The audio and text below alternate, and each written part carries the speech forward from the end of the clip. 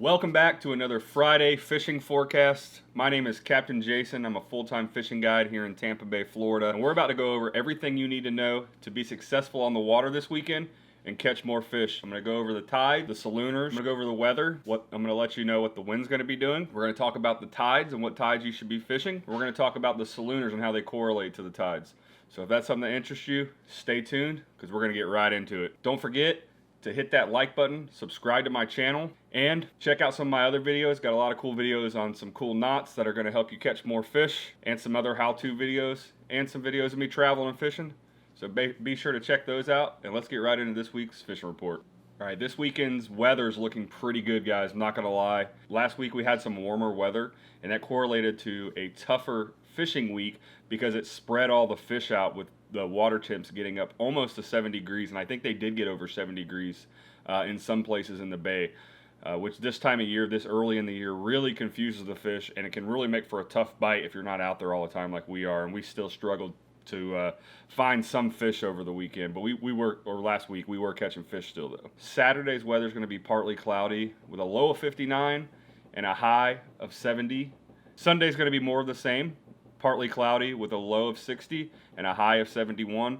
So pretty comfortable weather out there. So it'll be a little bit chilly in the morning, but really comfortable in the afternoon. Wind-wise, let's check out what we got going on for this weekend. Saturday, January 30th at 7 a.m. We have a lot of east wind pushing in right here, and they're forecasting about 10 to 13 miles an hour, and that's what it was today. And it stayed east pretty much all day today. So let's go ahead and scroll through here over to 7 a.m., 10 a.m., still stays out of the east. Southeast at 1 p.m., but light around 8 knots, getting even lighter, 3 to 8 knots at 4 p.m., and kind of switching a little bit more out of the south from 3 to 8 miles an hour on Saturday. So that's going to be a pretty good wind pattern for us on Saturday. Let's review Sunday's wind and see what it's doing.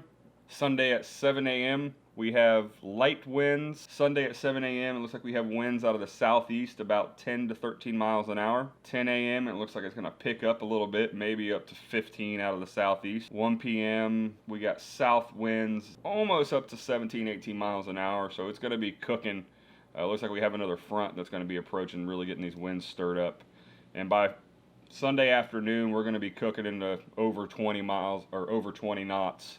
So if you're going to boat this weekend and you have a small boat, this will be a small craft advisory on Sunday afternoon, it's looking like. So just make sure that if you got a small boat that you stay shallow, make smart choices, and don't get caught out there in some rough seas. But Saturday, it looks like you're going to be all good to go. You can take a paddleboard anywhere you want. Saturday, it's going to be pretty calm condition. Let's go ahead and move over to Saturday's tides, and let's see what time I'll be fishing, which is the times that you guys are going to want to be going fishing. The colder it is and the lower the tide, typically for me, is going to make the fish be down in big deep holes where I can get to them and we can catch them pretty much every cast. So with that being said, Saturday I'm picking up my trip at 8 a.m. We're going to fish 8 to noon. So we're going to fish all of that. Even though it has a slack tide in there at 11, I really like this morning outgoing tide, and it really pushes fish into the deep holes off the edges because there's no water on the flats. 11 to 5:15 is going to be a great tide to fish and catch fish, and we have a really good salooners for that time, I believe, and we'll talk about that a little bit more in the forecast. Sunday's tides, 11:09, low tide. Again on Sunday, I'm going to be picking up at 8, so I'm going to fish 8 to noon, and you want to fish that whole outgoing tide 8 to 11, or get out there at 11, sleep in a little bit, and fish that whole afternoon incoming tide. And it should be a pretty good bite on Sunday, especially with that pre-front conditions if you got a boat that you can be out there safely with. Let's check out what the salooners are doing for Saturday. Saturday we have a minor period from 8:50 to 9:50, and that's the moonset setting over the horizon. And this morning, during that time period, we literally crushed the fish. We caught fish every cast. And then we have another high activity in the afternoon, which I haven't got to try yet. But if you guys get out there and you fish this salooner and you whack it, let me know. It's from 2:30 p.m. to 4:33 p.m. Let's click over to Sunday salooners and check them out. So we have an average period from 9:29 a.m. to 10:29 a.m. and then a high activity time from 3:24 to 5:24 p.m. that pretty much wraps it up for the wind, the weather, and the tides and the salooners. Now let's go ahead and we're going to go ahead and just kind of go over what's really been biting for me this week. Going into this weekend with this last front, we're pretty much getting into a hard winter pattern again. Last week we've seen the fish really start to move around a lot. We started to see snook even come out to the mouths of the rivers and the mouths of these creeks, and we're starting to catch a lot of snook where we have been catching all of our trout right now, you know, in the deeper holes and stuff. But with this last front, they're all back, they're all gone again. So I'm pretty much trout fishing.